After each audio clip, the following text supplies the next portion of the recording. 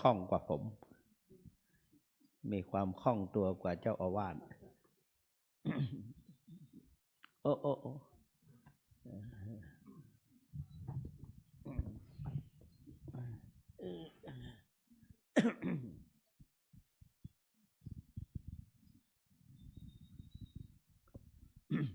ขอเชิญทุกท่านประนมมือขึ้น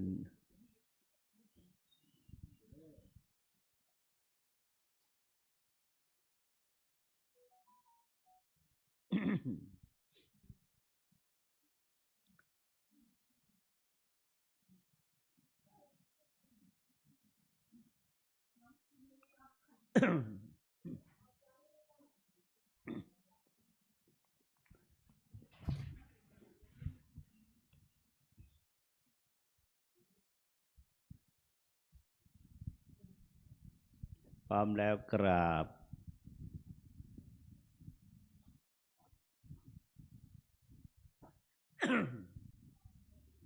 ว่าพร้อมกัน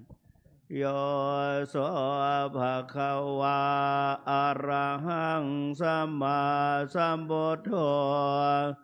สวากขาโตเยนะภะคะวะตาธัมโมสุปฏิปันโนยัสสะภะคะวะโตสสังโฆธัมมายังภะคะวันตังสัทธัมมังสัสสังฆังอิเมหิสการเรหิยะทาระหังอาโรปิเตหิอภิปุมาสาธุโนพันเตภะคะวาสุเจระปรินิพพุตโตเปปัจฉิมาชนะตานุกัมปมานาสาอิเมสกาเลทุกขตาปันนากาลภูเตปฏิคันหาโตอัมหาการเทครตังเหตายสุขายาอะระหังสัมมาสัมพุทโธภคะวาพุทธังภคะวันตังอภิวาเทมิสวากขาโตธัมมังนามัสสามิสุปฏิปันโนภะคะสังโฆสังฆังนามามิอันธทานิมยังตังภะคะวันตังวาจายะอภิคหิตุงปุพพาคณมกรันเจวะพุทธานุสตินายัญจะกะโรมาเสโมตัสสะภะคะวะโตอะระหะโตสัมพุทธัสสะนะโมตัสสะภะคะวะโตอะระหะโตสัมพุทธัสสะนะโมตัสสะภะคะวะโตอะระหะโตสัมพุทธัสสะตังโฆปนาภะคะวันตังเอวังกัลยาโนกิตติศักโทอภุคโตเอเตเปโสภะคะวาอะระหังสัมมาสัมพุทโธเวชชาจารณะสัมปันโนสุขโตกเวโทอนุตตรปุเรสธรรมสาลาเทสัทธาเทวมนุษย์นะโมโธภะคะวาเตอันดมยังพุทธาภิกขิติงกะโรมาเส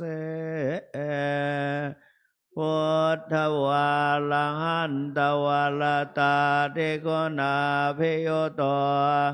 สุทธาภิยานกาลุนาหิสัมมาคัตตโตโพเทสิโยสุชนะตังกัมมลังวสุโร วันธรรมังตัมมลานังเสรสาสิเนนทางพุทโธโยสัพพปานินางสารนังเขวมุตตมังปัฏมานุสติฐานังวันธามิตังนั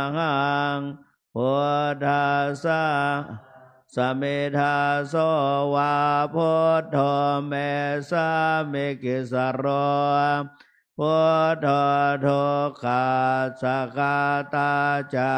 เวทาตาจาหิตาสเมพุทธัสสะหังเนยาเดเมสะเรรันวันทันโตหะยาเลสะ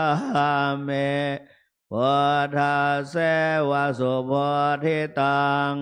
นาเถเมสารนังอัญญังพุทโธเมสารนังวรังเอเตนะสัจวัชเชไทยังสัตถุสาสเนพุทธังเมวันธมาเนนะยังปุญญังปัสสุตังอิทาสัพเพปิอันตรายาเมมาเหสงตัสสะเตชะสากายเยนะวาจายาวาเจตสาวาพุทธกุกัมมังปะกะตมายายังพุทโธปฏิคันหาตุอาจยันตังกาลันตะเลสังวาลิตุงวาพุทเทอันธรรมยังธรรมานุสตินยังกโรมาเสสวากขาโตสันเทเทโกอากาเลโกเอหิปัสโอปนัยโกปัจจตังเวทิตาโพเวนโยเฮเตอันธรรมยังธรรมาภิกขิติงกโรมาเสสวากขาตตาเดโกนายโยกาวาเสนะไสโยโยมะขะปะกะปะริยเตวิโมขะเพโทธัมโมกุโลกัปปตนาตถาธาริธาเรวันธรรมหังตมหาลังวะละธรรมเมตังธรรมปปานินางสารนังเขมมุตตมังทุติยานุสติฐานังวันธามิตาสิเลนังธรรมาสาหัสเมธาโสวาธัมโมเมสามิกิสโรตาจาเวทาตาจาหิตาสเมธัมมาสาหังเนยาเดเมสะเรรันเชเวตาเจทังวันทันโตหายาเรสะเมธัมมาเสวาสุธัมมตังนาเถเมสารนังอัญญังสารนังวะลังเอเตนะสัจวัชเชนะวัฏไทยสัตถุสาสเนธัมมังเมวันธมาเนนะยังปุญญังปัสสุตังอิทาสัพเพปิอันตรายาเมมาเหสงตัสสะเตชะสากายเยนะวาจายาวาเจตสาวาธัมเมกุกัมมังปะกะตังมายายังธัมโมปฏิคันหาตุอาจยันตังกาลันตะเลสังวาลิตุงวะธัมเมอันธรรมยังสังขานุสตินายังกโรมาเสสุปฏิปันโนภะ ภะ คะ คะ วะ วะ โต โต สา สาวกสังโฆอุชุปฏิปันโนภะคะวะโตภะคะสังโฆยายาปฏิปันโนภะคะวะโต วกสังโฆสามีจิปฏิปันโนภควโตวกสังโฆยะเทธังจัตตาริปุริสยุคานิอัตถปุริสปุคลาเอสะภะคะวะโตสาวกสังโฆอาหุนายโยปาหุนายโยทักขินายโยอัญชลิกาลนิโยอนุตตรังปุญญเขตังโลกัสสะเตอันดมยังสังฆาภิกขิติงกโรมาเสสัทธัมมมะโชสุปฏิปฏิคุณาเทโยโตโยธาปิโลอริยปุคลสังฆาเสโทเสลาทิธรรมปวาราสยกายจิตโตวันธามหังตมริยานาคานังโสโสตังสังโฆโยสัพพปานินังสารนังเขมมุตตมังตติยานุสติทานังวันธามิตังสิเรนังสังฆาสหัสสมิดาโสวาสังโฆเมสะเมกิสโรสังโฆทุกขาสกาตาจาวิตาจาหิตาสเมสังฆาสหังนิยาเตเมสริลังชีวิตังจิตังวันทันโตหังจาริสาเมสังฆาโชปฏิปันนตังนาทิเมสารนังอัญญังสังโฆเมสารนังวรังเอเตนะสัจจวัชเชนะวัตตยังสัตตุสัสสะเนสังฆังเมวันธมาเนนะยังปุญญังปัสสุตังอิทาสัพเพปิอันตรายาเมมาเหสงคัสสะเตชะสากายเยนะวาจายาวาเจตสาวาสังเขกุกัมมังปักกะตังมายายังสังโฆปฏิคันหาตุอาจยันตังกาลันตะเลสังวาริตุงวาสังเกอันดมยังอติตะปัจจเวคณะปะทังพนามาเสอัจฉมยาปัจจเวกิตวายังจิวรังปริปุตตังตังยาวเทวสิตาสัพติคาตายาปุณาสัพติคาตายาดังสมกัสสวะตาตาปัสสิเลงสัพพสัมปัสสานังปฏิคาตายายาวะเดวะเฮเลโกเวนะปฏิสัทธนาทังปัจจมยาปัจจเวกิตวายโยบินาปโตปาริปุตโตโสเนวัตวายนามาดายนามันนายนาเวปุสนายายาวะเดวะอิมาสกายาสติติยายาปนายาเวหโสปารติยาพรหมจริเรียนุกังอายาเอเตปุรานันจเวดานัมปฏิหังกเมนาวันจเวดานังนาอุปาเทสาเมยะตราจเมภวิสติอนนวัชตาจาวาสุวิหาโลจาเตอาจามายาปัจจเวกิตวายาเสนาสนังปริปุตตังกายาวะเดวะสิตาสัพติคาตายาปุณาสัพติคาตายาดังสมกัสสวะตาตาปัสสิเลงสัพพสัมปัสสานังปฏิคาตายา ยาวะเดวะโอตุปะริสยาเวนรนังปะริสลานาลามัทังปัจจมยาปัจจเวกิตวะ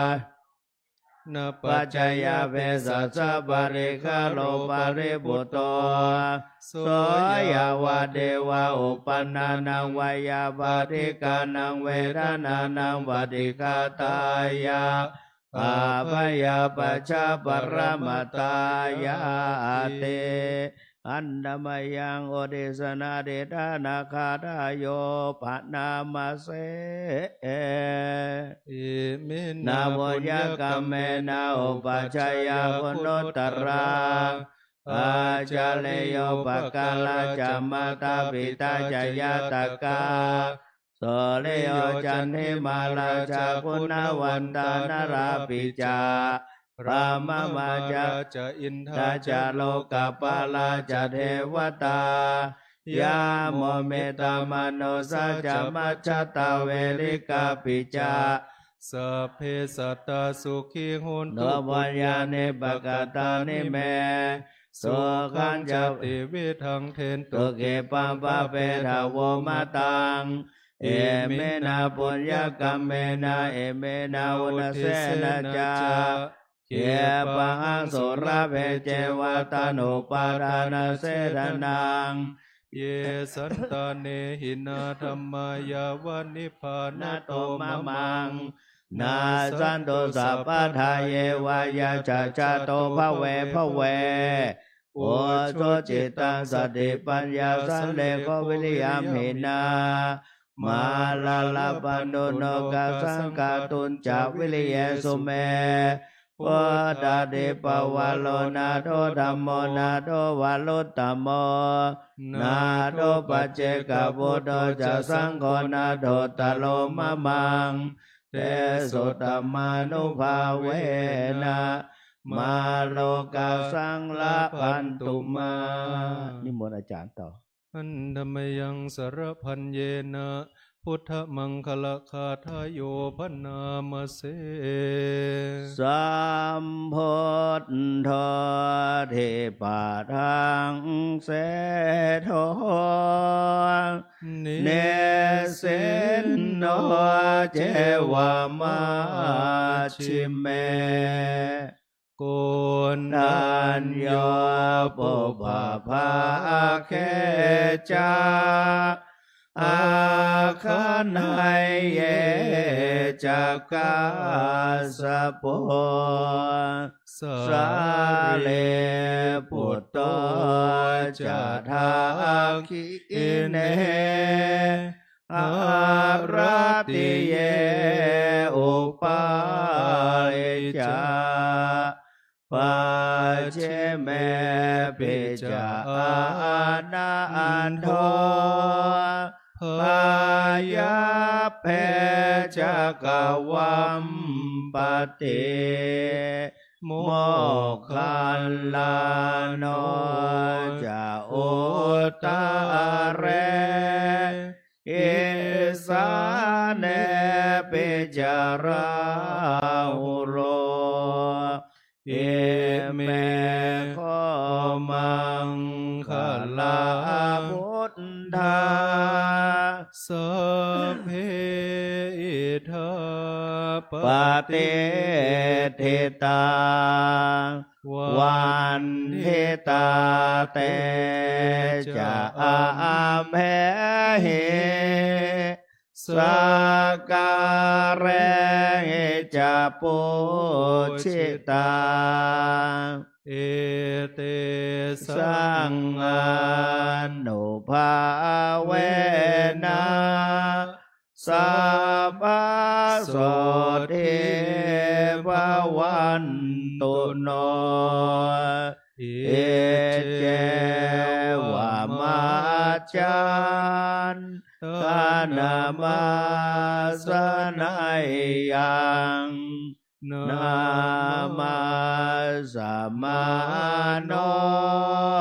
รัตนาตยังยัง ปุญญาภิสัทธังวิปุลังอรหัตถังตัสสะนุภา ภาเวนะหารันตรายโย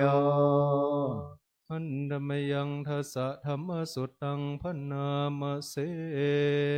เววันนิยามเหอัจฉุปะคะโตบัดนี้เรามีเพศต่างจากคฤหัสถ์แล้วกิริยาอาการใดๆอันบรรพชิตควรประพฤติเราต้องทำกิริยาอาการนั้นๆปรปฏิภัทธาเมชีวิกาความเลี้ยงชีวิตของเราเนื่องด้วยผู้อื่นเราควรทำตัวให้เขาเลี้ยงง่ายอัญโยอากะโปกะละนิโยอาการกายวาจาอย่างอื่นที่เราจะต้องทำให้ดีกว่านี้ยังมีอยู่อีกไม่ใช่แต่เพียงเท่านี้กัจจินุโคเมอัตตาศีลโตอุปวัฏฐเตตัวของเราเองติเตียนตัวเราเองโดยศีลได้หรือไม่กัจจินุโคมังอนุวินจาวินโยสัพพมจาริศีลโตนะอุปวัฏฐันเตผู้รู้ใครควรแล้วติเตียนเราโดยศีลได้หรือไม่สัพเพหิเมปิเยหิมนาเปเหนานาภาโววินาภาโวเราจะเป็นต่างๆคือจะต้องพลาดพลาดจากของรักของเจริญใจทั้งสิ้นไปกัมมะสะโกมหิกัมมะทายาโทกัมมะโยนิกัมมะปันทุกัมมะปฏิสารโนเรามีกรรมเป็นของตนมีกรรมเป็นผู้ให้ผลมีกรรมเป็นแดนเกิดมีกรรมเป็นผู้ติดตามมีกรรมเป็นที่พึ่งอาศัยยังกรรมังกริสามิกาลยานังวาปาปะกังวาตัสสะทายาโตปวิสามิเราทำกรรมใดไว้เป็นบุญหรือเป็นบาปเราจะเป็นทายาทคือจะต้องได้รับผลของกรรมนั้นไปกาธัมปุตตัสสะเมรตินทิวาวิติปัตตันติวันคืนล่วงไปบัดนี้เราทำอะไรอยู่กัจจินุโคหังสุญญาคาเลอภิรมามิเรายินดีในเสนาสนะอันสงัดหรือไม่อาทินุโคเมอุตตริมนุสสะธัมมาอะระมาริยญาณทัสสนาวิเศษโสอธิกโตผลวิเศษของเรามีอยู่หรือไม่โสหังปัจฉิเมกาเลสะพรหมจาริหิพุทโธนะมังกุภวิสามิที่จะทำให้เราไม่เก้อเขินในเวลาเพื่อนบรรพชิตถามภายหลังอิเมโคทัสสะธัมมาทำสี่ประการนี้แลปภาชิเตนะอันบรรพชิตอาภินหังปัจจเวคิตภาควรพิจารณาเนืองเถิดเปิดหนังสือไปหน้าที่1อันธรรมยังทักขินะโมลีธาตุนมการปะทันเจวะวชิระพุทธรูปปาทันจะพนามเสนะโมพุทธายานามาเมเตโลกะโมลิงโลหะกุเตปะเตเตตั ปุชิตังสัพพะโลกเกหิกิตติมันตังมโนหารังอาหังวันทามิสัพพะตาอังคาวะหาเยปุเรลัมเมโกวิลาลาคาปะพะเตสาหิเหมากุหาคาเปตากินะโมลิธาตุโยอาหังวันตามิสัพพะทากายเยนะวาจายะเจตสาวาวาชิรังนามาปฏิมังอิทธิปฏิหาริยการังพุทธารูปังอาหังวันทามิสัพพะโสสัทธาโสทิภวันตุเมเปิดหนังสือไปที่หน้า100นะครับอันดมยังสิริมังคละมหาเทราภิทุติคาทายโยพนามเสสิเลธาตามหาเทโลเฮเลโกเสเรมังคาโลมังคาโลปายาเมทาวิมังคาโลปายาเทสโกอนุทานิยปามโกสิสานุเสสนายโกโลกานุกรรมบิเมตายาสเตปัฏฐานาทารโกสติมาอาปมาโตจาตังนามาสามิสัพพะทาติสิริมังคละสมณวิสุทธิวงศ์โสภาสง่าองค์ทรงสิริมิวังวายสำรวมยืนเดินนั่งผู้พร้อมพรั่งด้วยละอายปัญญาขจรกระจายชี้อุบายอันมงคลควรแก่ฐานะครูนำสิทธิรู้ทุกหมู่ชนชาวโลกต่างได้ยนต์สงเคราะห์ชนด้วยเมตตาผู้ทรงสติปัฏฐานตลอดกาลทุกเวลาทรงนามสติมาไม่ประมาทองค์อาจงามข้าขอนมัสการประดิษฐานในทุกยามเถระผู้ทรงนามว่าสิริมังคโลวันนี้แรม8 ค่ำจะได้เจริญพระพุทธมนต์สติปัฏฐานหน้า103นะครับนะโมตัสสะภะคะวะโตอะระหะโตสัมมาสัมพุทธัสสะนะโมตัสสะภะคะวะโตอะระหะโตสัมมาสัมพุทธัสสะนะโมตัสสะภะคะวะโตอะระหะโตสัมมาสัมพุทธัสสะพุทธังสรณังกัจฉามิธัมมังสรณังกัจฉามิสังฆังสรณังกัจ จฉามิตุติยามปิพุทธังสรณังคัจฉามิตุติยามปิธัมมังสรณังคัจฉามิตุติยามปิสังฆังสรณังคัจฉามิตติยามปิพุทธังสรณังคัจฉา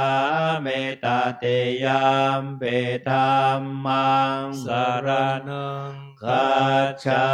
มิตติยามปิสังฆังสรณังคัจฉามิอัตถิโคเต เตนะภะคะวะตาชานะตาปัสสตาอะระหะตาสัมมาสัมพุทเทนะเอกายโนอะยังมัคโคสัมปะทานะโตสัตตานังเวสสทิยาโสกปริเทวานังสัมมติกมายาทุกขโทมานาสานังอาทังขมายายายาสะทิขมายานิพพานาสัสสัจฉิกิริยายายะทิทังจัตตารโอสติปัฏฐานากัตตเมจัตตารโลอิทัพพิกขุกายเยกายานุปัสสิวิหารติอาตาปิสัมปชานโนสติมาวินัยยะโลเกอภิจจาโทมนัสสังเวทนาสุเวทนานุปัสสิวิหารติอาตาปิสัมปชานโนสติมาวินัยยะโลเกอภิจโทมนัสสังจิตเตจิตตานุปัสสิวิหารติอาตาปิสัมปชานโนสติมาวินัยยะโลเกอภิจจาโทมนัสสังธรรมเมสุธรรมานุปัสสิวิหารติอาตาปิสัมปชานโนสติมาวินัยยะโลเกอภิจจาโทมนัสสังกทันจะภิกขุกายเยกายานุปัสสิวิหารติอิทัพภิกขุอาจาตังวากายเยกายานุปัสสิวิหารติภาหิทาวากายเยกายานุปัสสิวิหารติอาชาตภาหิทาวากายเยกายานุปัสสิวิหารติสมุทัยธรรมานุปัสสิวากายสมิงวิหารติวยธรรมานุปัสสิวากายสมิงวิหารติสมุทัยวยธรรมานุปัสสิวากายสมิงวิหารติอัตถิกายโยติวาปนาสสติปัจจุปัฏฐิ ตาโหติยาวะเทวยานมาตตายปฏิสติมาตตายอเนสิโตจะวิหารตินาจะเกณจิโลเกอุปาทิยติเอวังโคภิกขุกายเยกายานุปัสสิวิหารติกทันจะภิกขุเวทนาสุเวทนานุปัสสิวิหารติอิทธภิกขุอาชาตังวาเวทนาสุเวทนานุปัสสิวิหารติภาหิทาวาเวทนาสุเวทนานุปัสสิวิหารติอาชาตภาหิทาวาเวทนาสุเวทนานุปัสสิวิหารติสมุทัยธรรมานุปัสสิวาเวทนาสุวิหารติวยธรรมานุปัสสิวาเวทนาสุวิหารติสมุทัยวยธรรมานุปัสสิวาเวทนาสุวิหารติอัตถิเวทนาติวะปันนาสสติปัจจุปัฏฐิตาโหติยาวะเทวยานมาตตายปฏิสติมาตตายอนิสิโตจะวิหารตินาจะเกณจิโลเกอุปาทิยติเอวังโคภิกขุเว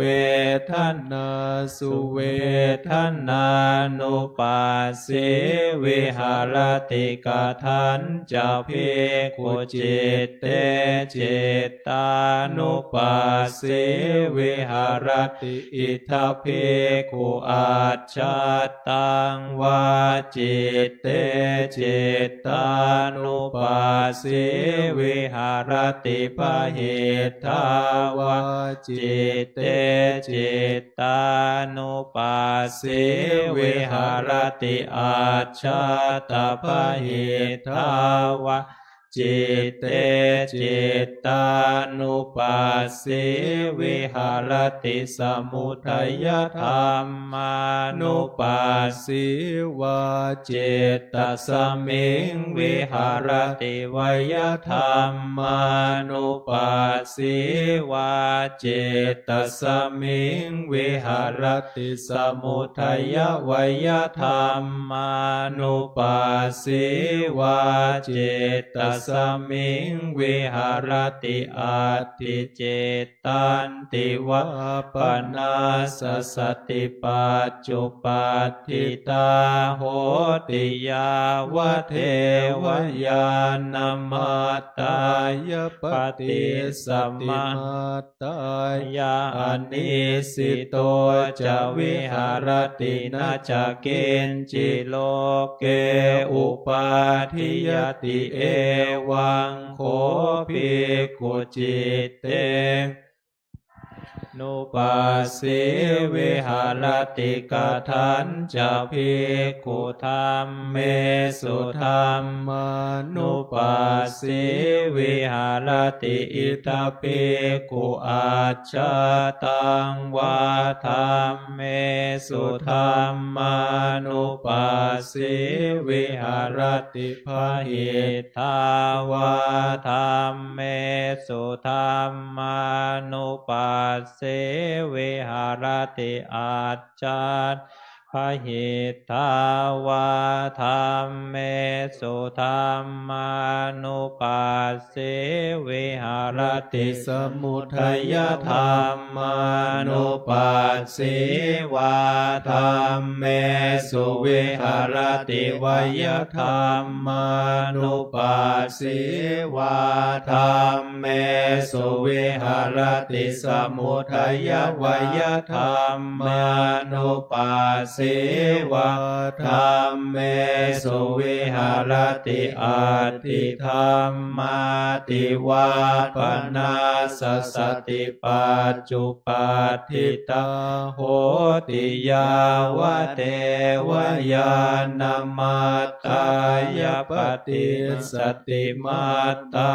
ยอนิสิโต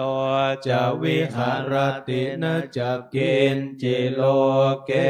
อุปาทิยติเอวังโคภิกขุธัมเมสุธัมมานุปัสสิวิหารติอายังโคเตนะภะคะวะตาจานตาปัสสตา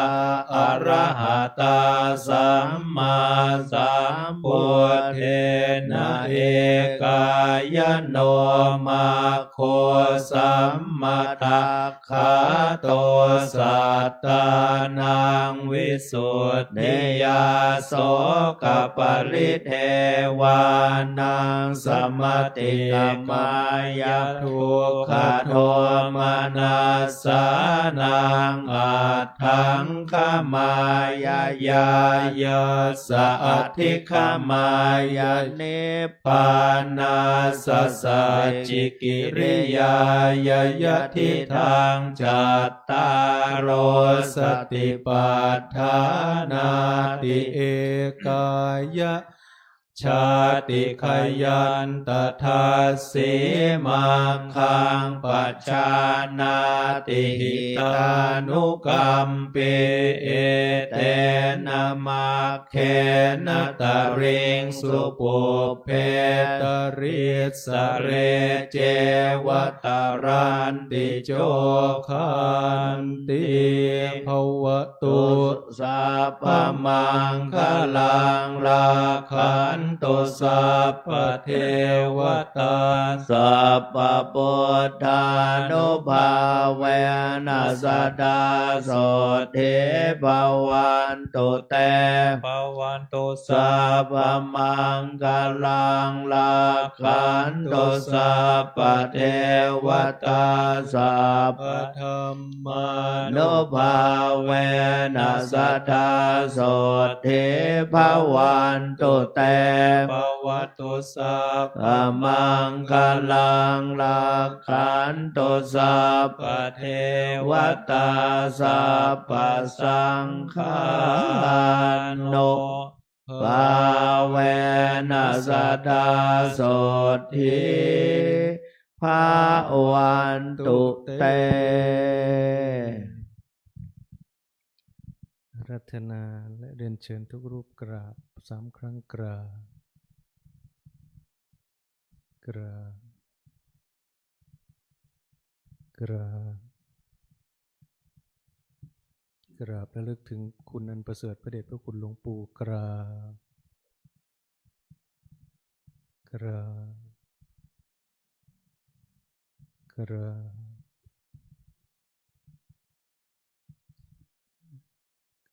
กราบถวายความเคารพพระเดชพระคุณหลวงพ่อท่านเจ้าคุณพระสุวรรณเมธีกราบ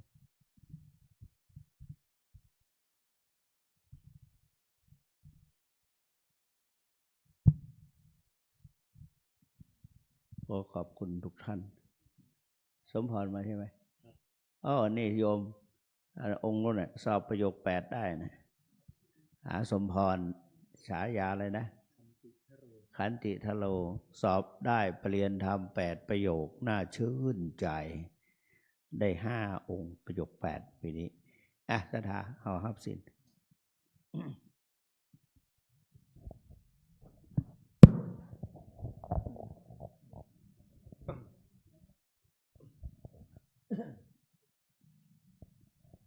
เชิญทุกท่านพนมมือ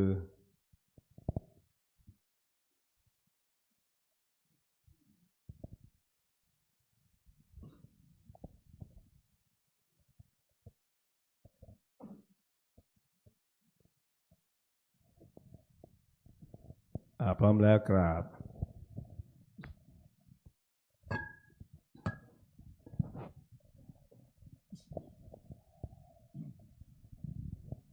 อิมินาสการเนะทังพุทธังอภิปูชยามะอิมินาสการเนะทังธัมมังอภิปูชยามะอิมินาสการเนะทังสังฆังอภิปูชยามะอะระหังสัมมาสัมพุทโธภควาพุทธังภควันตังอภิวาเทมิ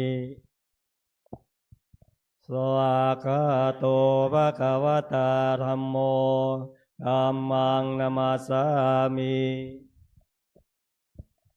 สุปฏิปันโนภควโตสาวกสังโฆสังฆังนามามิมายังพันเตติสาราเนนะสหะอาทาศีลานิยาจามาทุติยามปิมายังพันเตติสาราเนนะสหะอาทาศีลานิยาจามาตาติยามปิมายังพันเตติสาราเนนะสหะอาทาศีลานิยาจามะนะโมตัสสะภะคะวะโตอะระหะโตสัมมาสัมพุทธัสสะนะโมตัสสะภะคะวะโตอะระหะโตสัมมาสัมพุทธัสสะนะโมตัสสะภะคะวะโตอะระหะโตสัมมาสัมพุทธัสสะนะโมตัสสะภะคะวะโตอะโตสัมมาสัมพุทธัสสะนะโมตัสสะภะคะวะโตอะโตสัมมาสัมพุทธัสสะนะโมตัสสะภะคะวะโตอะโตสัมมาสัมพุทธัสสะพุทธังสรณังคัจฉามิพุทธังสรณังคัจฉามิธัมมังสรณังคัจฉามิธัมมังสรณังคัจฉามิสังฆังสรณังคัจฉามิสังฆังสรณังคัจฉามิตุติยัมปิพุทธังสรณังคัจฉามิทุติยัมปิพุทธังสรณังคัจฉามิตุติยัมปิธัมมังสรณังคัจฉามิทุติยัมปิธัมมังสรณังคัจฉามิทุติยัมปิสังฆังสรณังคัจฉามิทุติยัมปิสังฆังสรณังคัจฉามิตติยัมปิพุทธังสรณังคัจฉามิตติยัมปิพุทธังสรณังคัจฉามิตติยัมปิธัมมังสรณังคัจฉามิตติยัมปิธัมมังสรณังคัจฉามิตติยัมปิสังฆังสรณังคัจฉามิตติยัมปิสังฆังสรณังคัจฉามิเตสรณะขมานังเนธิตามาพันเตปานาติปาตาเวระมณีเสขาปะตังสมาธิยามิปานาติปาตาเวระมณีสิกขาปะทังสมาธิยามิตินนาตานาเวระมณีเสขาปะตังสมาธิยามิอาทินาทานาเวระมณีสิกขาปะทังสมาธิยามิศีลห้ากาเมสุมิจฉาจาราเวระมณีเสขาปะตังสมาธิยามิ อภรมจริยาเวระมณีสิกขาปะตังสมาธิยามิ อาพรหมจาริยาเวระมณีสิกขาปะทังสมาธิยามิ มุสาวาตาเวระมณีสิกขาปะตังสมาธิยามิ มุสาวาทาเวระมณีสิกขาปะทังสมาธิยามิ สุราเมรยามัชฌะปมาตฐานาเวระมณีสิกขาปะตังสมาธิยามิ สุราเมรยะมัจจปมาทฐานาเวระมณีสิกขาปะทังสมาธิยามิ วิการะโภชนาเวระมณีสิกขาปะตังสมาธิยามิ วิกาลโภชนาเวระมณีสิกขาปะทังสมาธิยามิ นาจคิตาวาเทตาเวโสกะทัสนามาลาคันทะเวเลปนะธารณะมันดนะเวโพสนัทธานะเวระมณีสิกขาปะตังสมาธิยามิ นาจาคีตาวาทิตาวิสุกทัสสนะมาลาคันทะวิเลปนะธารณะมันดานะวิภูสนัทธานาเวระมณีสิกขาปะทังสมาธิยามิ อุจจาสยนามหาสยนาเวระมณีสิกขาปะตังสมาธิยามิ อุจจาสยนะมหาสยนาเวระมณีสิกขาปะทังสมาธิยามิ อิมาเนอัฏฐสิกขาปะทานเนสมาธิยามิ อิมานิอัฏฐสิกขาปะทานิสมาธิยามิอิมานิอัฏฐสิกขาปะทานิสมาธิยามิอิมานิอัฏฐสิกขาปะทานิสมาธิยามิ อิมาเนอัฏฐสิกขาปะทานเนเสเลนะสุขติงยันติ สาธุ สีเลนะโภคะสัมปทา สาธุ สีเลนะนิพพุติงยันติ สาธุ ตัสสมาสีลังวิโสทะเย อามะพันเตกราบ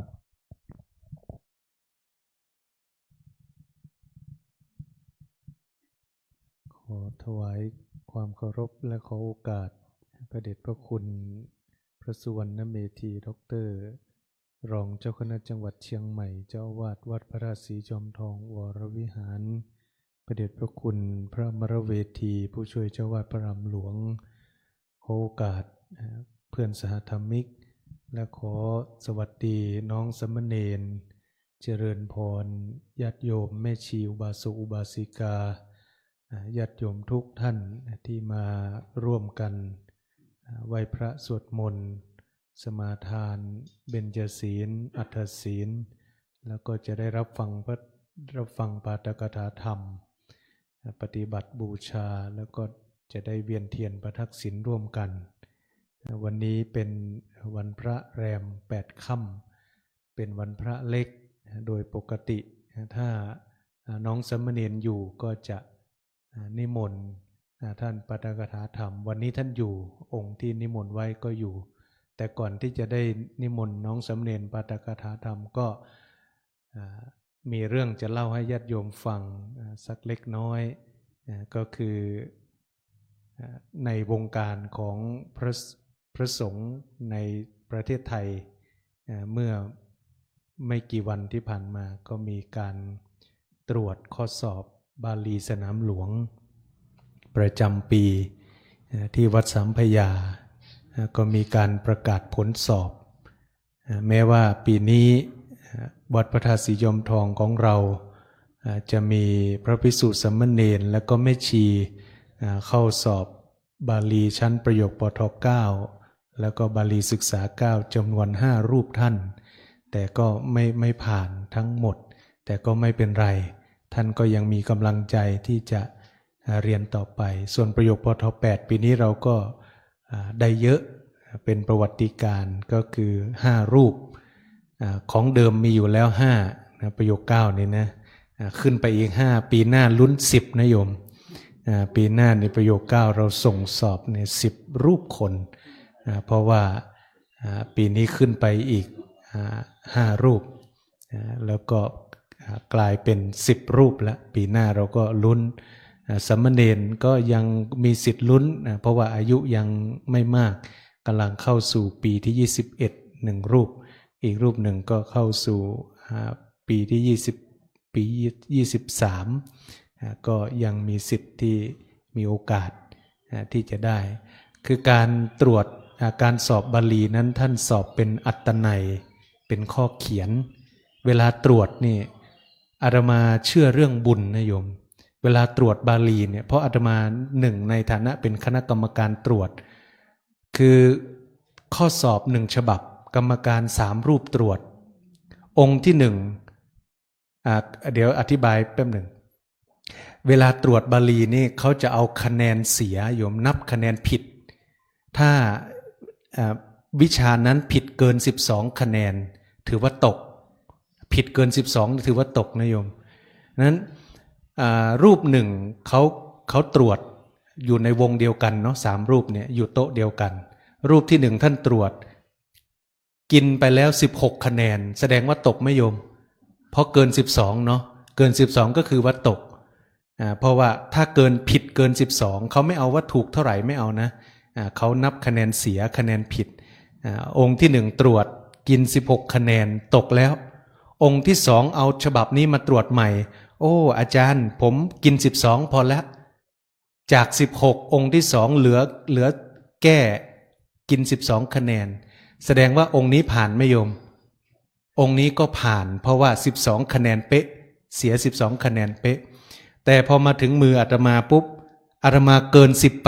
18ตอนแรกผ่านแล้วนะโยมองค์ที่2ให้ผ่านแล้วนะพอมาถึงมืออาตมาใช้เวลา45นาทีในการพิจารณาฉบับนี้ว่าควรจะให้ผ่านหรือไม่ให้ผ่านดูไปดูมาแล้วก็ตัดสินใจอ่านไปฉบับเดียวโยมอ่านใช้เวลา45นาทีตรวจฉบับอื่นก่อนฉบับนี้เดี๋ยวกลับมาดูอีกทีหนึ่งตรวจฉบับอื่นจนหมดกลับมาดูฉบับนี้ใหม่อ่านซ้ำแล้วซ้ำอีกสมควรให้ผ่านไหมเอายังไงดีสมควรให้หรือไม่สมควรให้อาตมาตรวจชั้นต้นนะตรวจชั้นต้นในที่สุดตัดสินใจตกดีกว่าเห็นไหมโยมกรรมการไม่ใช่โหดนะแต่หมายถึงว่าถ้าเขาสมควรได้ก็ให้ได้แต่ถ้าไม่สมควรให้ผ่านไปเดี๋ยวเขาจะดูถูกกรรมการอย่างที่แม่กองท่านมักจะพูดเสมอเพราะว่ามันเป็นการตรวจแบบตรวจโดยการพิจารณาโดยดุลยพินิจของกรรมการอันนั้นก็อาตมาก็เลยเชื่อว่าเรื่องบุญเรื่องอันนี้มีส่วนเกี่ยวข้อง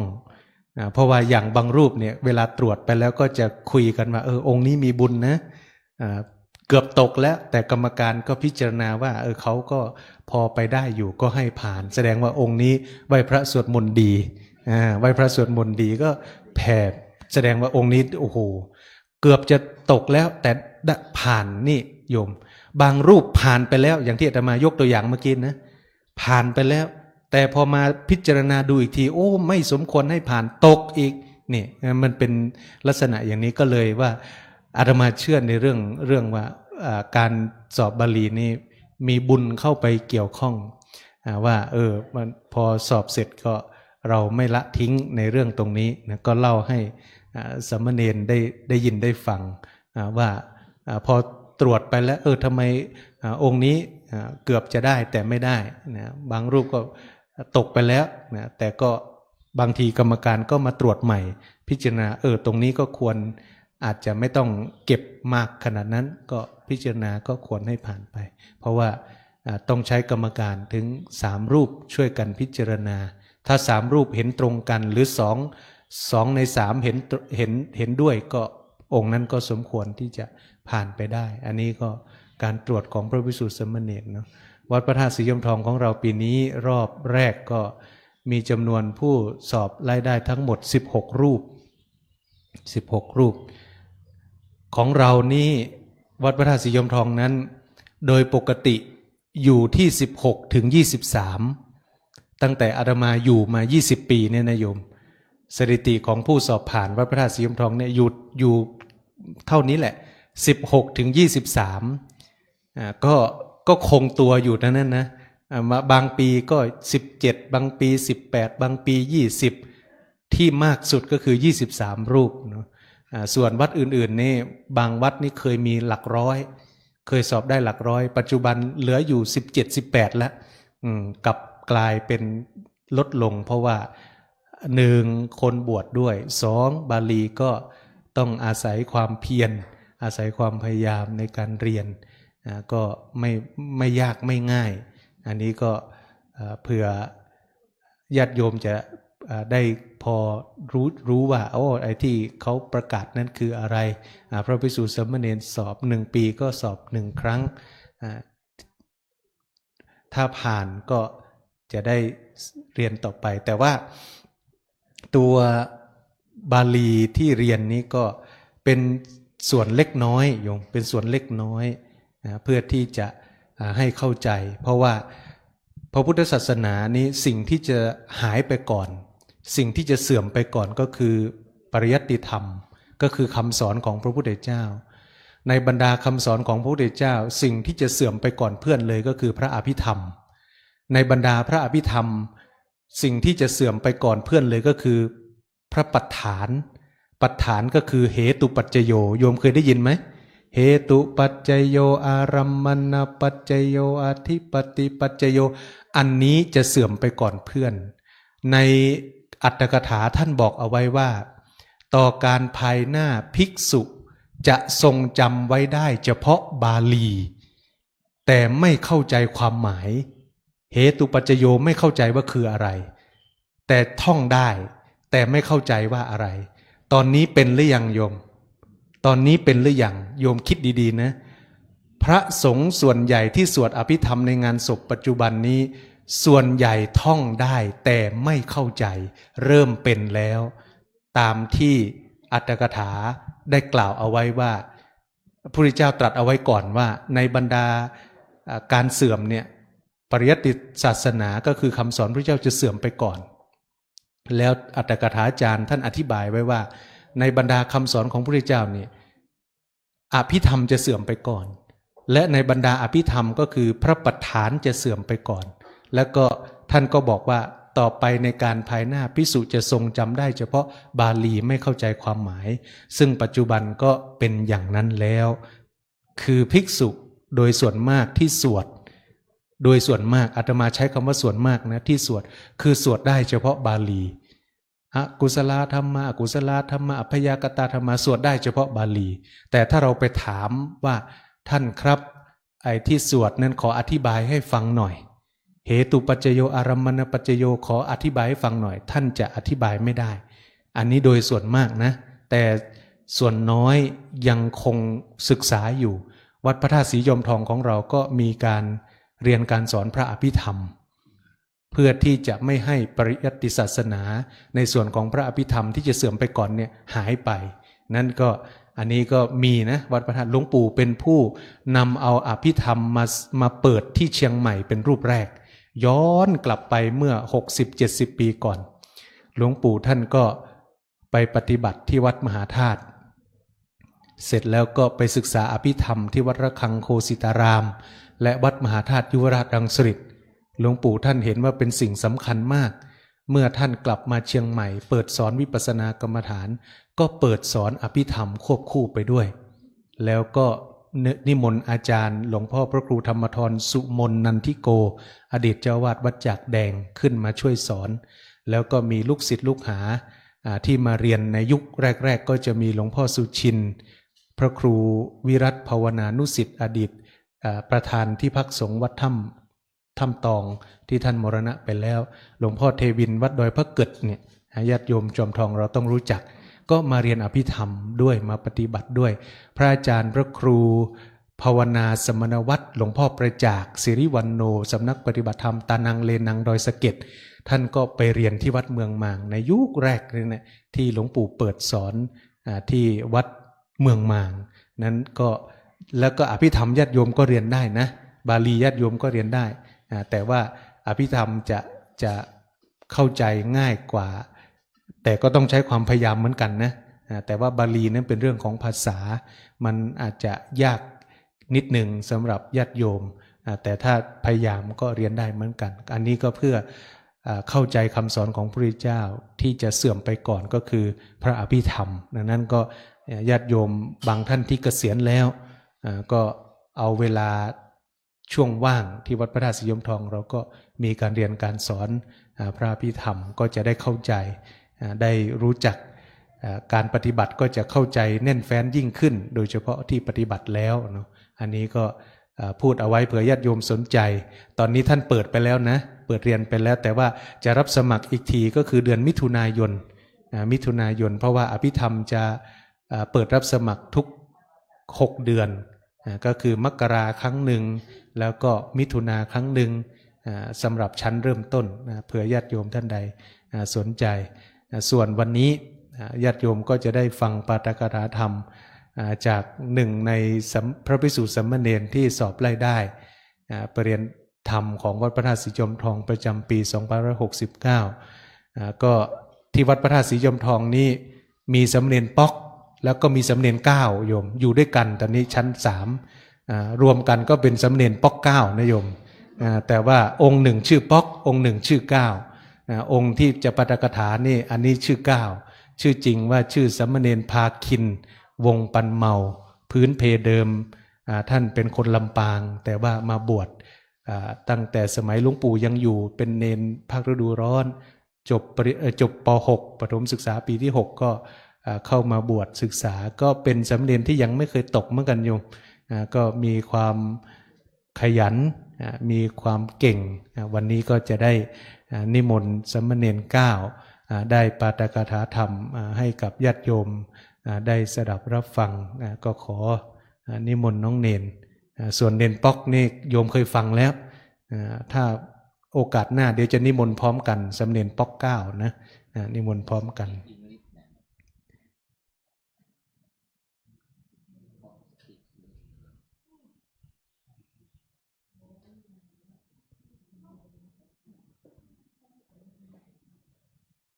สามเณรอายุน้อยอยู่แต่ว่าตัวใหญ่ตัวสูง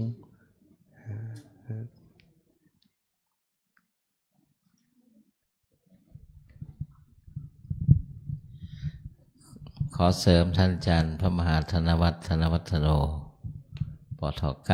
9อันนี้ก็สามเณรภาคินสามเณร9ตามที่ท่านอาจารย์มหาท่านบอกรูปร่างสูงใหญ่แล้วก็โยมแม่ก็เป็นแม่ชีด้วยนะเนี่ยนะขอนิมนต์สามเณร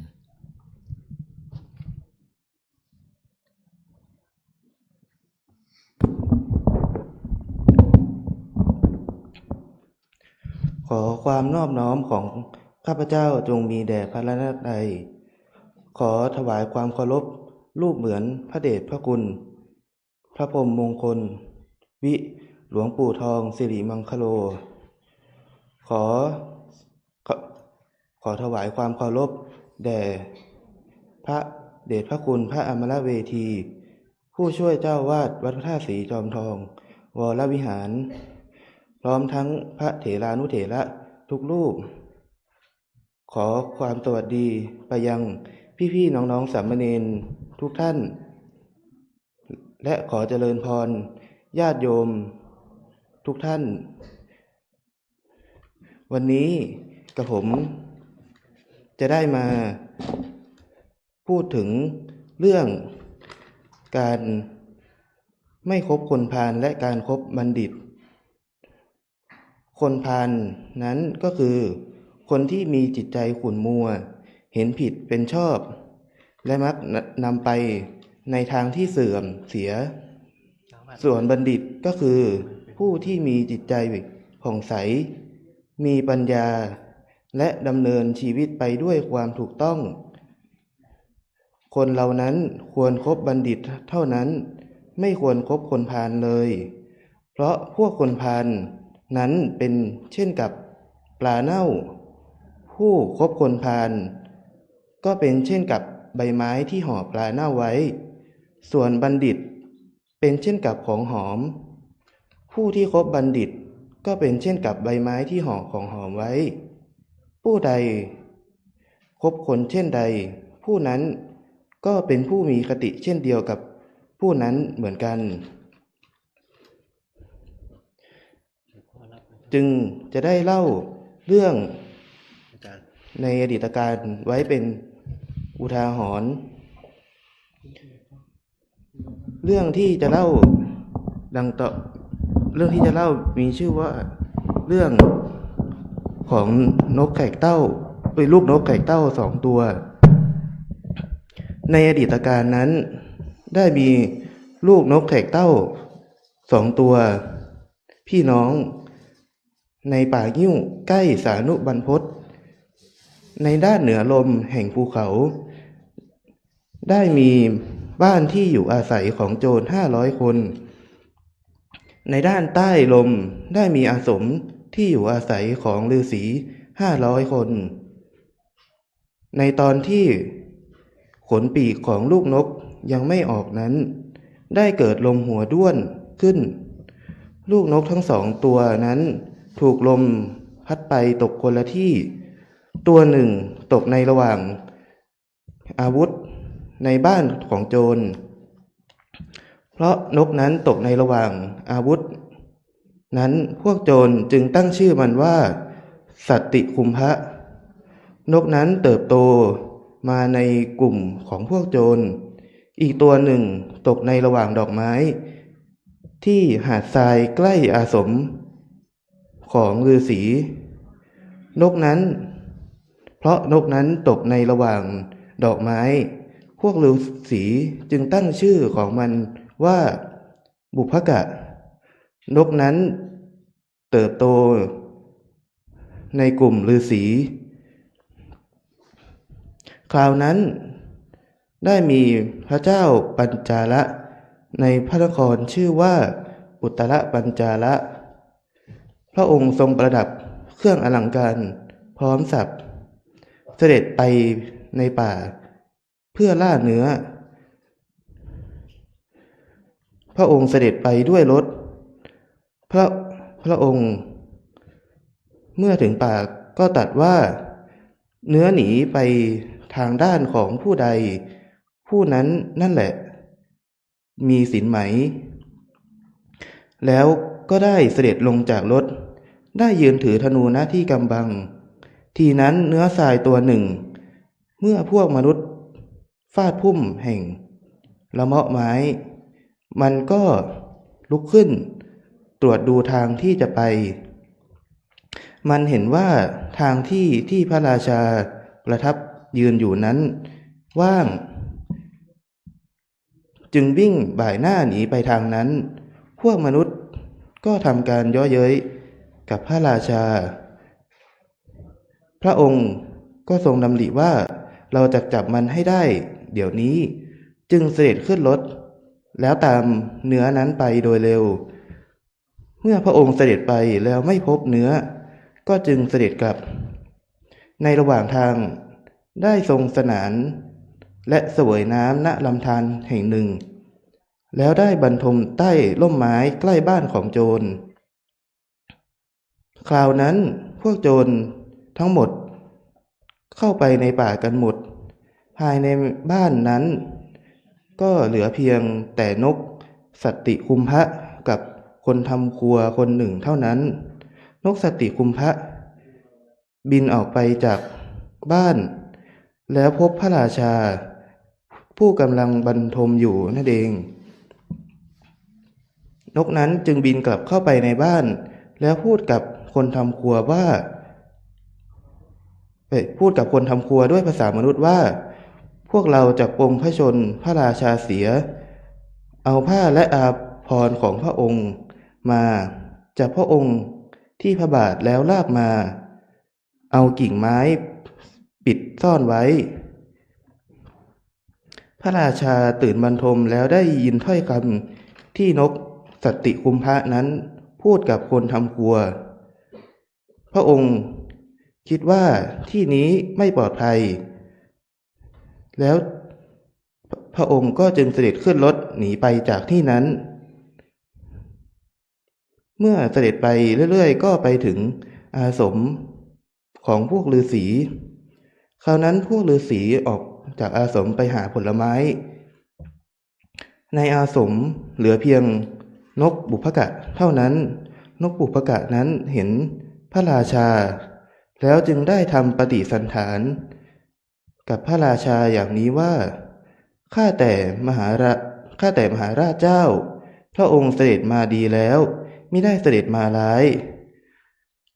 พระราชาทรงเลื่อมใสในปฏิสันถานของนกบุพกะแล้วตำหนินกสัตติคุมพะว่านกนี้ดีหนอเป็นนกแต่ทรงทำอย่างดีเยี่ยมส่วนนกแขกเต้าอีกตัวหนึ่งพูดแต่คำมักได้พอนกบุพกะได้ฟังพระดำรัสของพระองค์จึงทูลกับพระองค์ว่าข้าแต่มหาราชเจ้าข้าพระองค์เกิดร่วมมารดาเดียวกันกับนกสัตติคุมพะนั้นแต่เพราะเขาเติบโตในท่ามกลางของพวกคนไม่ดีถูกพวกคนไม่ดีนั้นแนะนำแล้วด้วยโจรธรรมส่วนข้าพระองค์นั้นเติบโตมาในท่ามกลางของพวกคนดีถูกพวกคนดีนั้นแนะนำแล้วด้วยฤาษีธรรมเพราะเหตุนั้นข้าพระองค์ทั้งสองจึงเป็นผู้ต่างกันโดยธรรมเมื่อทูลเสร็จแล้วจึงได้แสดงธรรมแด่พระราชาว่าข้าแต่มหาราชาก็บุคคลคบคนใดเป็นบุคคลคบผู้ใดผู้นั้นเป็นคนสงบหรือไม่สงบเป็นคนมีศีลหรือไม่มีศีลก็ตามเขาก็ย่อมไปสู่อำนาจของคนที่คบนั้นบุคคลทำคนเช่นใดให้เป็นมิตรและคบสนิทกับคนเช่นใดเขาก็เป็นคนเช่นนั้นเพราะการอยู่ร่วมกันจึงเป็นคนเช่นนั้นเหมือนกับผู้ที่อยู่ร่วมกันคนชั่วใครคบเข้าก็เป็นเหมือนกับคนชั่ว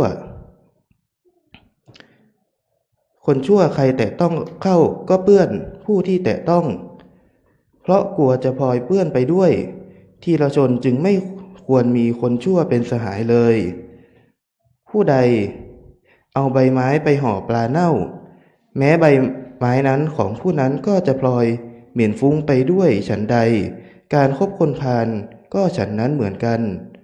ส่วนผู้ใดเอาใบไม้ไปห่อกิษณาซึ่งมีกลิ่นหอมแม้ใบไม้ของผู้นั้นก็จะพลอย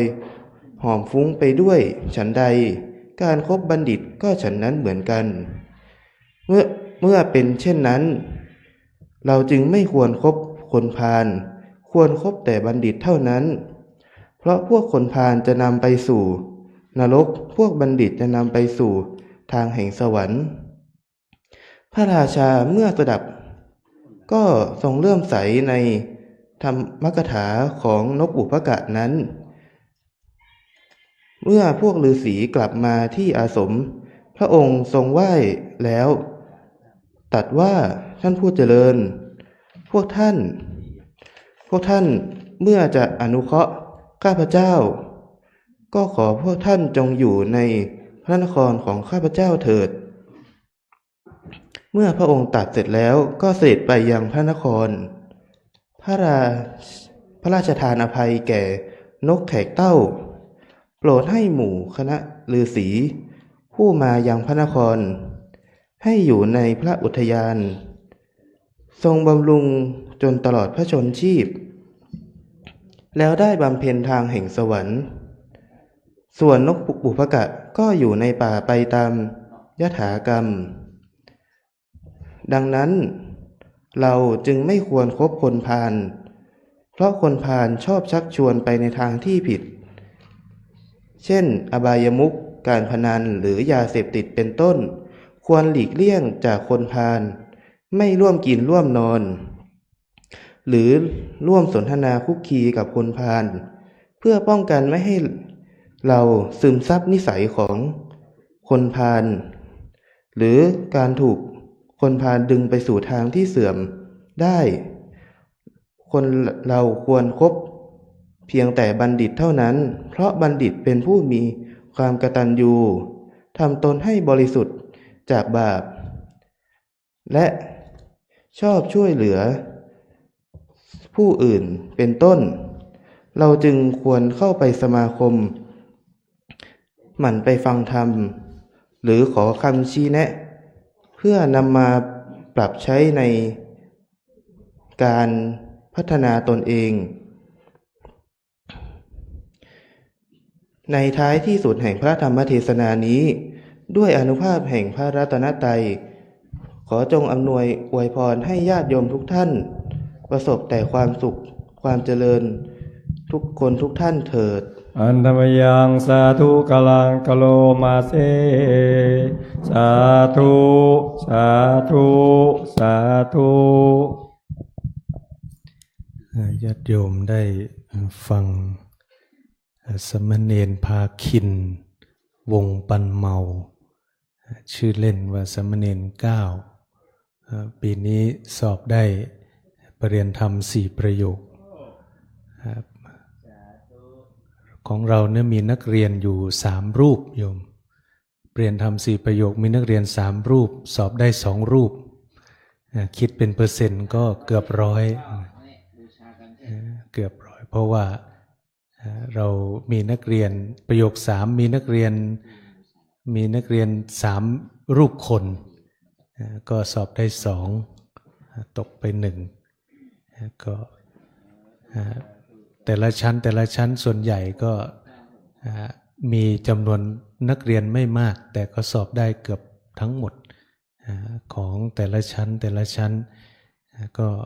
อันนี้ก็เป็นอีก1 รูปที่มีความตั้งใจมาบวชก่อนที่จะบวชเรียนเนี่ยสมณเณรถามอาตมาสมณเณร9ถามว่าอาจารย์ครับพระพุทธเจ้ามีจริงไหมครับโอ้สมณเณรถามว่าพระพุทธเจ้ามีจริงไหมครับเนี่ยไปโอ้วันแรกเลยนะวันแรกที่มาเนี่ยพระพุทธเจ้ามีจริงไหมครับไปทุกวันนี้ก็ได้เป็นประธานสมณเณรเพราะว่ารุ่นพี่ก็ลงไปเรียนที่กรุงเทพก็เณร9ในฐานะที่ด้วยวัยก็ดูแลน้องเณรที่เหลือช่วยครูบาอาจารย์ดูแลพระภิกษุสามเณรวันนี้สามเณรก็ได้ยกเรื่องอาเสวนาในมงคลสูตรที่เราเคยได้ยินได้ฟังเป็นประจำจริงบทสวดของเรานี่มีหลากหลายแบบนะโยมบทสวดที่เราสวดตอนเย็นตอนวันพระอะไรบทสวดบางบทเป็นบทสรรเสริญคุณพระพุทธเจ้าไม่ใช่เป็นบทที่เอามาปฏิบัติคือเป็นบทชื่นชมเป็นบทของการได้สรรเสริญคุณพระพุทธเจ้าบางบทเป็นบทคำสอนด้วยอย่างเช่นบทมงคลอาเสวนาจะพาลานังปันติตานั้นอันนี้เราสวดอย่างเดียวจะไม่เกิดประโยชน์เราต้องเอามาปฏิบัติด้วยบางบทก็เป็นบทเรื่องราวโดยทั่วไปที่เกิดขึ้นอันนี้หรือบางทีก็อาจจะเป็นบทที่มีเนื้อหาเกี่ยวกับคำสอนโดยตรงก็แล้วแต่อย่างบางบทก็เป็นบทที่แต่งขึ้นใหม่อย่างโพชฌงค์โพชฌังโฆสติสังฆโตธัมมานังวิจโยนี้เป็นบทที่แต่งขึ้นใหม่เป็นการเอาเรื่องราว3เรื่องที่พระพุทธเจ้าตรัสถึงเวลาเจ็บป่วยควรจะทำอย่างไรแล้วก็พระเถระเนี่ยท่านเอา3เรื่องเนี่ยมาย่อลงในบทโพชฌงค์ที่เรานิยมสวดนิยมแล้วเราก็จะใช้สวด ตอนเวลาสวดเนี่ยมันจะมีคำว่าเอเตนะสัจวัชเชนะโสทิเตโหตุสัพพทาด้วยการกล่าวคำสัตย์นี้ขอความสุขสวัสดีจงมีแก่คนนั้นในที่ทุกสถานในการทุกเมื่อเราอ้างคำสัตย์จริงว่าไอ้ที่เราสวดเนี่ยเป็นเรื่องราวของพระพุทธเจ้าข้าพเจ้าเนี่ยพูดถึงความจริงด้วยการพูดความจริงนี้ขอให้คนคนนั้นมีความสุขสวัสดีนั้นก็ถ้าสวดฉบับเต็มมันจะยาวมากโยมเขาเรียกว่าโพชฌงค์สามพานก็จะยาวนี่บทเพราะฉะนั้นบทโพชฌงค์นี้เป็นบทอ้างอิงเอาความจริงหรือสัจจะหรือเอาเรื่องราวที่เคยเกิดขึ้นตามความเป็นจริงแล้วอวยพรให้กับคนคนนั้นหรือขอให้คนคนนั้นถ้าเขายังไม่ต้องเสวยกรรมหรือกรรมยังไม่ถึงเขาก็อาจจะพ้นโรคพ้นภัยพ้นเวรในช่วงจังหวะเวลาชีวิตของเขาตรงนั้นได้แต่ถ้าเวรของกรรมของเขามาประจวบเหมาะแล้วยังไงก็ไม่รอดไปได้เนาะอันนี้อาตมาก็นึกถึงหลวงปู่ท่านไปอิสราเอลก็โยมเขาพาน้องมาเด็กคนนั้นป่วยนะอาตมาชื่อไอยานเนาะตอนนั้นป่วยเป็นเด็กเล็กพามากราบหลวงปู่แม่พ่อกับแม่หรือเขาพามากราบป่วยเกี่ยวกับโรคเลือดนี่แหละโยมหลวงปู่ท่านตั้งสัจจะว่าอย่างไรหลวงปู่ท่านตั้งสัจจะนิดเดียวเท่านั้นโยมหลวงปู่ตั้งสัจจะในใจว่าตั้งแต่บวชมานี้ไม่เคยยืนปัสสาวะด้วยการกล่าวคำสัตย์นี้ขอเด็กคนนี้จงหายจากโรคก็คือให้เด็กคนนี้หายป่วยหลวงปู่ใช้คำสัตย์ว่าตั้งแต่บวชมานี่แต่ตอนพูดท่านไม่ได้พูดให้ใครได้ยินนะถามทีหลังแล้วท่านเล่าทีหลังว่าด้วยการกล่าวคำสัตย์ก็คือว่าตั้งแต่บวชมาไม่เคยยืนปัสสาวะสำหรับพระภิกษุสามเณรถือว่าเป็นระเบียบมากเวลาหลวงปู่ทรงน้ำอยู่เกิดปวดปัสสาวะขึ้นมาท่านจะต้องไปนั่งปัสสาวะให้เรียบร้อยก่อนแล้วถึงกลับมาทรงน้ำใหม่อันนี้สัมผัสมากับตัวรู้ชัดเลยว่าหลวงปู่นี่ละเอียดมากคือไม่ใช่ว่าปวดปัสสาวะแล้วปล่อยเลยกำลังอาบน้ำอยู่ก็ปล่อยไปเลยก็ไม่ใช่อันนี้แต่หลวงปู่นี่ไปนั่งปัสสาวะให้เรียบร้อยก่อนแล้วถึงกลับมาส่งน้ำใหม่อันนี้คือสิ่งแล้วก็พอท่านพูดเรื่องนี้ให้ฟังอาตมาก็เลยเชื่อว่าแล้วก็เด็กคนนี้ก็หายโรคหายภัยจริงๆนะเขาก็มาบวชอยู่ที่นี่หลายปีแล้วก็ตอนหลังก็ต้องกลับไปเกณฑ์ทหารเพราะว่าประเทศเขาต้องทุกคนต้องเกณฑ์ชายหญิงต้องเป็นทหารหมดต้องไปฝึกเป็นทหารหมดไม่มีข้อยกเว้นเนาะเพราะว่ากฎหมายของเขาเป็นอย่างนั้นอันนี้ก็เล่าไปก็เดี๋ยวจะออกไปหลายเรื่องคือบทสวดนี่อย่างที่บอกว่ามีหลากหลายรูปแบบการอย่างโพชฌงค์เนี่ยที่เราสวดก็คือเป็นการเอาเรื่องราวของพระพุทธเจ้าที่เคยเกิดขึ้นแล้วเราก็บอกว่าเรื่องนี้เนี่ยเป็นเรื่องจริงด้วยการที่เราพูดเรื่องจริงเนี่ยขอให้คนนี้หายจากโรคหายจากภัยหรือมีแต่ความสุขความสวัสดีอันนี้ก็แต่ทั้งนี้ทั้งนั้นก็ขึ้นอยู่กับผู้ฟังด้วยโยมถ้าเขาไม่เคยทำอนันตริยกรรมมาไม่เคยกระทำสิ่งที่เลวร้ายที่เป็นกรรมหนักมาและวาระกรรมยังไม่ประจวบเหมาะเข้าเขาก็มีสิทธิ์ที่จะ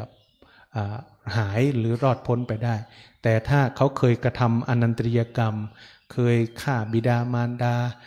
เคยฆ่าพระอรหันต์ทำสิ่งที่เป็นครุกรรมกรรมหนักมาเนี่ยอันนี้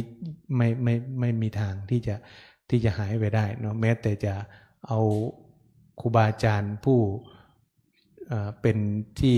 เคารพนับถือมาสวดให้ก็ไม่ได้อะไรนั้นบทที่เราสวดนั้นมีหลากหลายแบบบทมงคลนั้นเป็นบทที่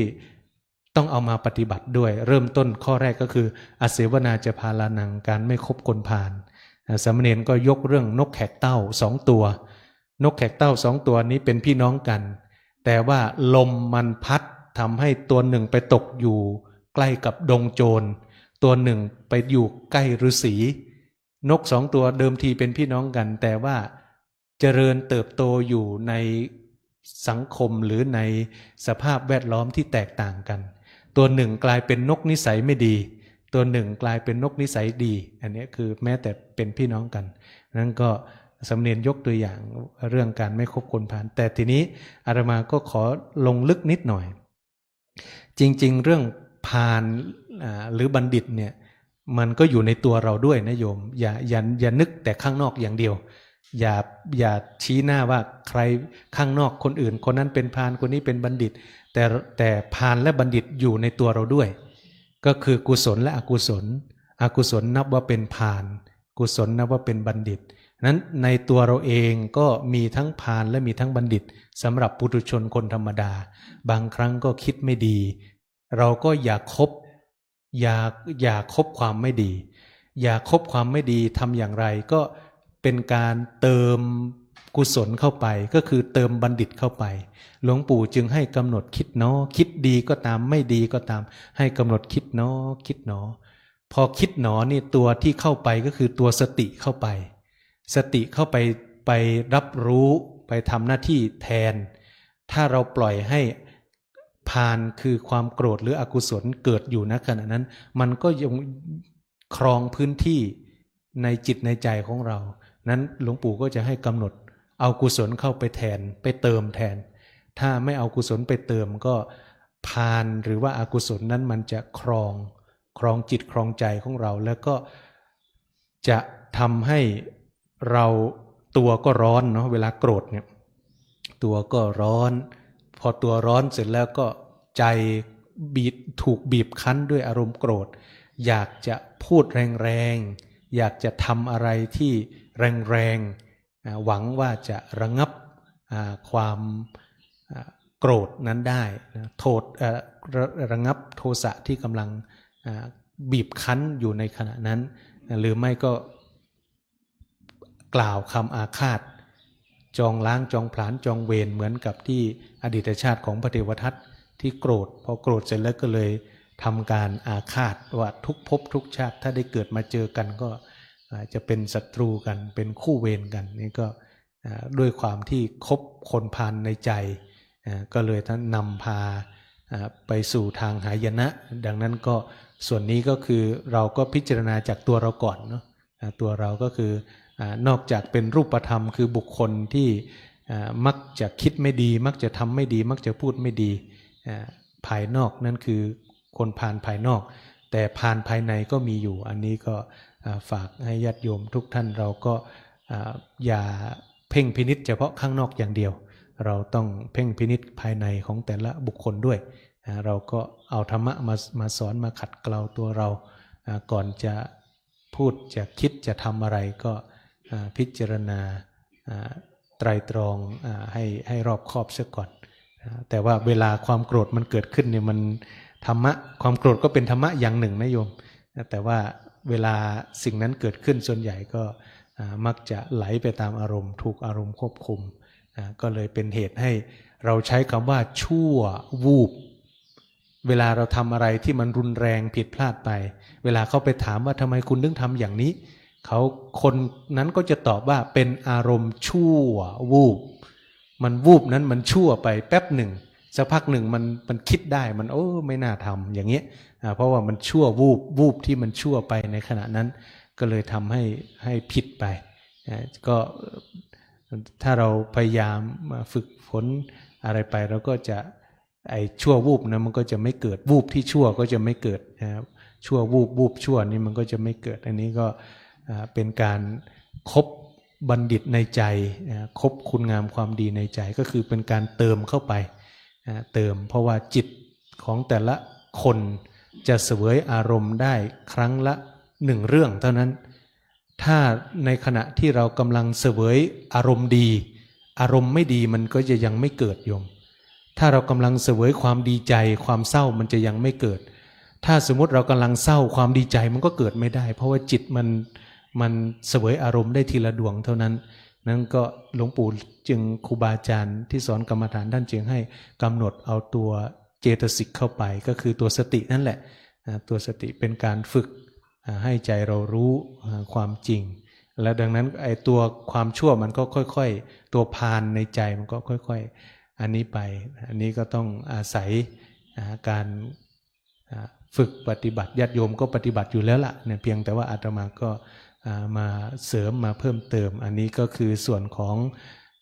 มงคลที่เราสวดได้ยินสามเณรได้ยกเอามาหนึ่งเรื่องก็คืออาเสวนาจะพาลานังแล้วก็บางครั้งเราก็มักจะไปมองที่คนอื่นมักจะไปมองที่ภายนอกว่าคนนั้นไม่ดีคนนี้ไม่ดีก็อย่าลืมกลับมาพิจารณาที่ตัวเราเพราะว่าคนธรรมดาทุกคนย่อมมีโอกาสคิดดีและก็คิดไม่ดีเป็นเรื่องที่เกิดขึ้นได้ด้วยเหตุปัจจัยในบางจังหวะบางโอกาสนั้นเราก็ต้องมาพิจารณาเรียนรู้ฝึกฝนตนเองอันนี้จึงจะเป็นสิ่งที่สมควรทำในฐานะที่เราได้ศึกษาในทางพุทธศาสนาเอาละญาติโยมทุกท่านเราก็ได้ฟังปาฐกถาธรรมมาและอาตมาก็ได้สรุปมาก็พอสมควรแล้วก็จะได้ถวายบูชาธรรมให้กับสามเณรก็เรียนเชิญท่านอาจารย์เบญจมาศเหมือนสุทธิวงศ์นี่ก็เป็นนักเรียนบาลีเหมือนกันปีนี้ก็ไปลองสนามก่อนปีหน้าค่อยเอาใหม่นะ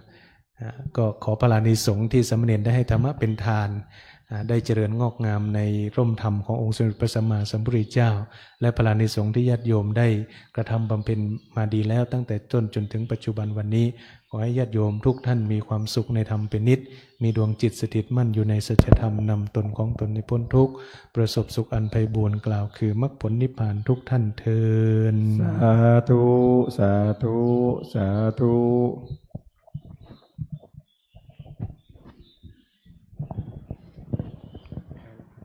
ยะถาวาลิวหาปุราปริปุเรนติสาคลังเอวะเมวะอิโตทินังเปตานังอุปกปปติอิชิตังปฏิตังตุมหังคิปะเมวะสมิชันตุสัพเพปุเรนตุสังกปาจันโทปนาราโสยะถามณิโชติราโสยะถาสัพพิติโยวิวัตชันตุสัพพะโรโควินาศตุมาเตภวัตวันตรายโยสุขีทีขายุโกภวะอภิวาทนาสีลีสานิจังวุธาปัจจายโนจัตตารโอธรรมวัฏฐันติอายุวันโนสุขังพระรังสาธุสาธุสาธุปอนนปนะเนสัพพะโลกเวเนโมโตสัพพะสันตปวัตสัพพะเวลมเตกันโตเนปุตโตจตุวังภวสัพเววัชันตุสัพพะโลกเวนัสตุมาเตวันตรายโยสุขิเทคายุโกภวะอภิวาสเนจจังวุธาปัจจายโนจัตตารโอวัฏฐันติอายุวันโนสุขังภะลังสาธุสาธุสาธุ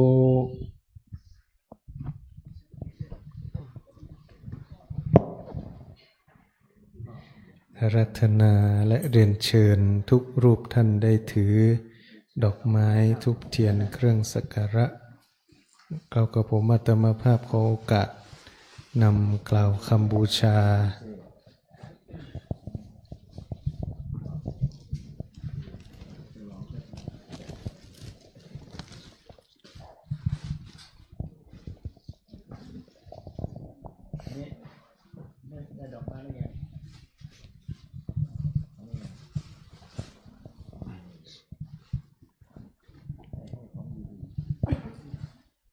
เศร้านะรับมานะ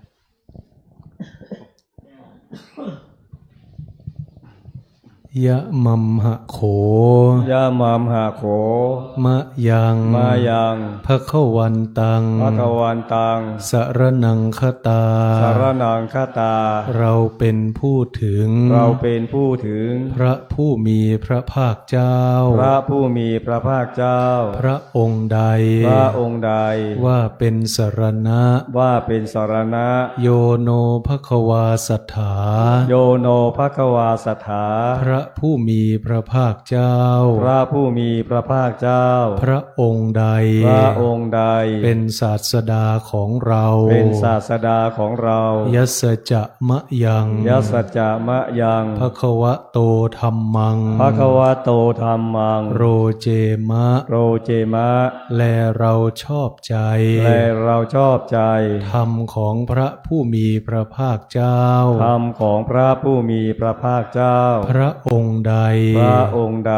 อิเมหิ อิเมหิ สการเรหิ สการเรหิ ตังภควันตัง ตังภควันตัง สะธัมมัง สะธัมมัง สะสังคัง สะสังฆัง อภิปูชยามะ อาภิปูชยามะ เราตั้งใจบูชา เราตั้งใจบูชา พระผู้มีพระภาคเจ้า พระผู้มีพระภาคเจ้า พระองค์นั้น พระองค์นั้น พร้อมทั้งพระธรรม พร้อมทั้งพระธรรม พร้อมทั้งพระสงฆ์ พร้อมทั้งพระสงฆ์ ด้วยเครื่องสักการะ ด้วยเครื่องสักการะ ทั้งหลายเหล่านี้ ทั้งหลายเหล่านี้ อิมินา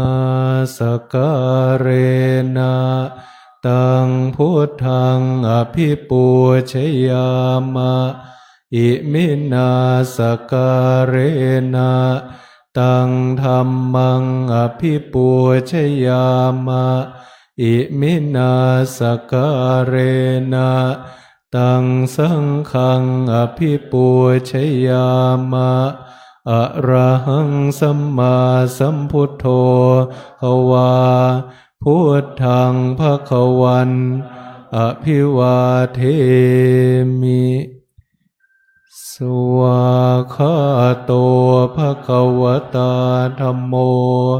ธัมมังนัมมัสสามิสุปฏิปันโนภควโตอวกสังโฆสังฆังนามามิอันธรรมยังพุทธัสสะภควโตปุพพากนมการังกโรมเสโมตัสสะภควโตอะระหะโต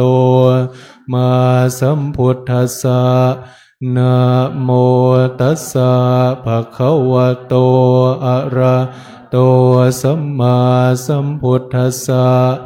นะโมตัสสะภควโตอะระโตสัมมาพุทธัสสะอันนมยังพุทธานุสตินยังกโรมเสปิโสภควาอะระหังสัมมาพุทโธเวชชาจรณะสัมปันโนสุขโตกวิทูอนุตตโลปุริสธรรมสาลติสัทธาเทวมนุษย์นังพุทโธภควาเต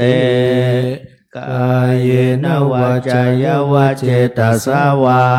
พุทเทกุกัมมังปะกะตังมายายังพุทโธปฏิกันหตุอัจจยันตังกาลันทะเลสังวลิตุงวะพุทเทอันดมยังธรรมานุสตินยังกะโรมาเสสวากขาโตภควตาธัมโมสันเทติโกอากาลิโกเอหิปัสสิโกโอปัญญโกปัจจตังเวทิตาโพวินโยหิเตกายเยนวาจายวาเจตสาวาธัมเมกุกัมมังปะกะตังมายายังธัมโมปฏิคันหตุอัจจยันตังกาลันตะเลสังวริตุงวะธัมเม อันธรรมยังสังขานุสตินยังกโรมเส สุปฏิปันโนภะคะวะโตสาวกสังโฆอุชุปฏิปันโนภะคะวะโตสาวกสังโฆ ยายะปฏิปันโนภะคะวะโตอวกสังโฆ สาเม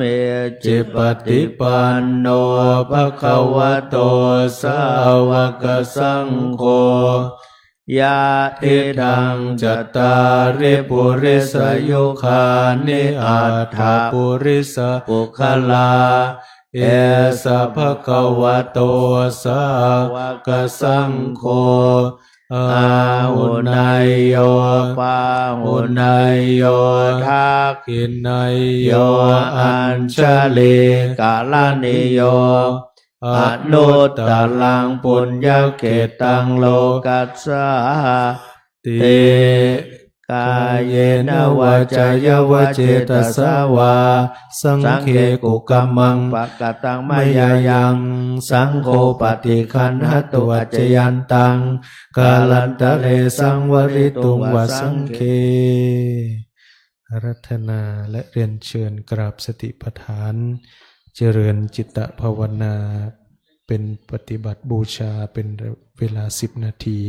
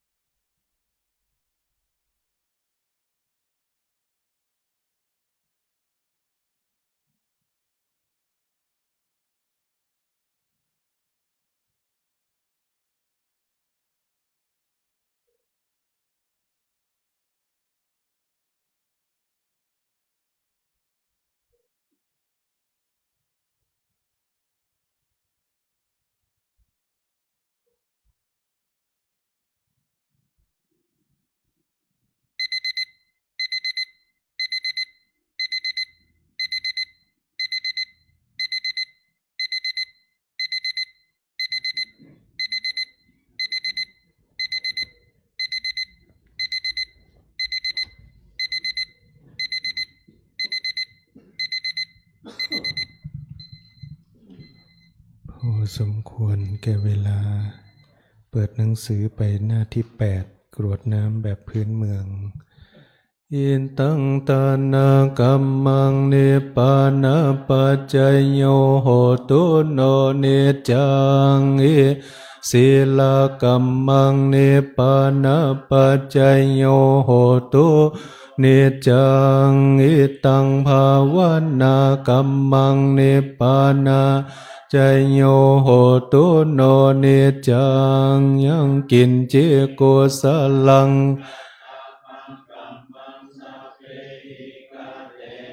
กตังปุญญังโนอนุโมทันตุสุนันตุพลโตเยเตวาอัสมิงทาเน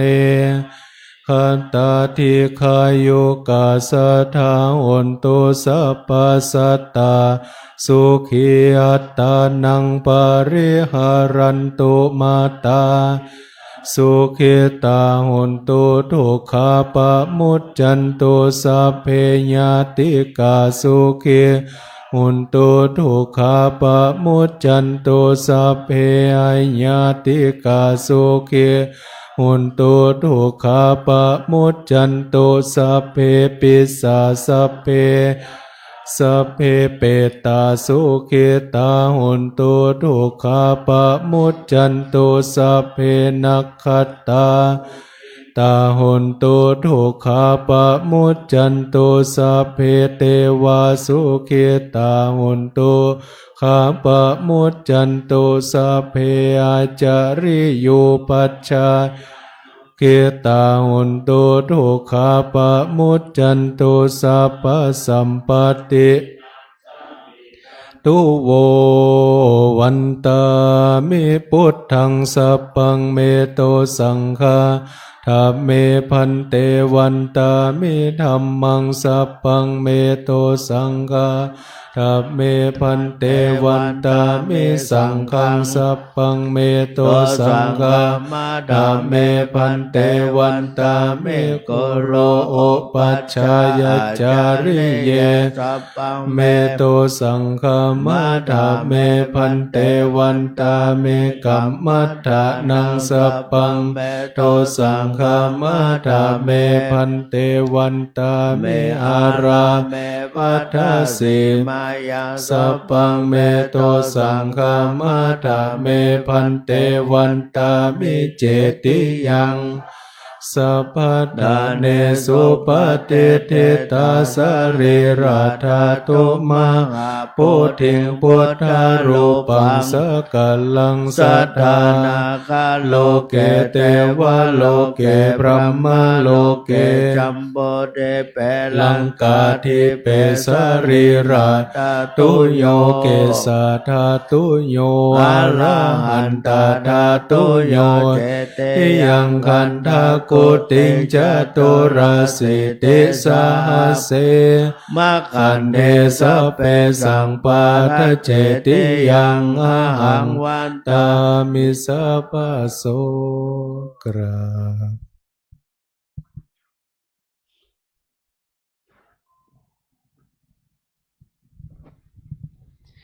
น้อมวันทาระลึกถึงพระเดชพระคุณหลวงปู่วันตาเมพันเตสัพพังอาปาลาดังคามาถาเมพันเตมยากตังปุญญังสามินาอนุโมทิตาพังสามินากตังปุญญังตาตาพังสา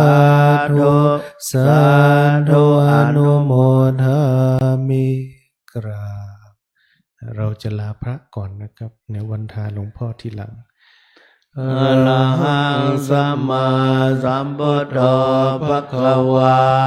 พุทธังภควันตังอภิวาเทมิสุวาคาโตภควตาธัมโมธัมมังนัมสสามิสุปฏิปันโนภควโตสาวกสังโฆสังฆังนามามิ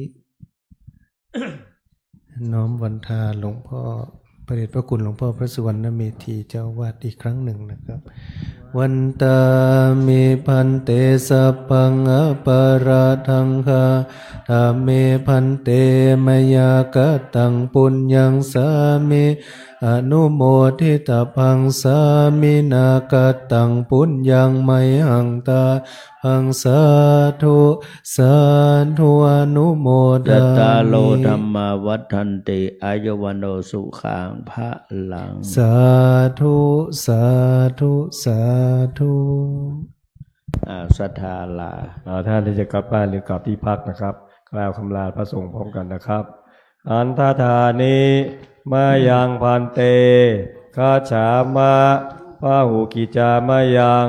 พาหุกระนิยา ยสถานิตุมเหกาลังมัญญทา สาธุพันเตกราบ